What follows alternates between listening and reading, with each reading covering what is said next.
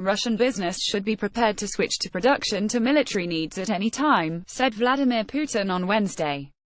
The Russian president was speaking at a conference of military leaders in Sochi.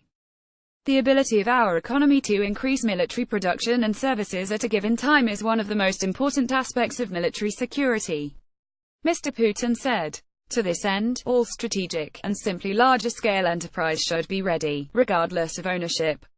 A day earlier, the president had spoken of a need to catch up and overtake the West in military technology. Our army and navy need to have the very best equipment, better than foreign equivalents, he said. If we want to win, we have to be better. Russian defense minister's plane buzzed by NATO jets since the 2008 Georgian War, which was a difficult operation. The Russian military has undergone extensive modernization. Aging Soviet equipment has gone. There is a new testing regime. There are new command structures.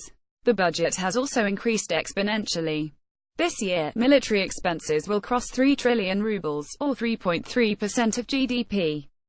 This would be a record were it not for one-off costs in 2016.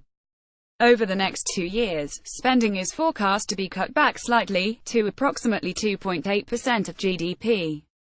Though that budget remains less than 30% of the combined NATO budget in Europe, many countries are increasing their military spending in response to the Russian threat.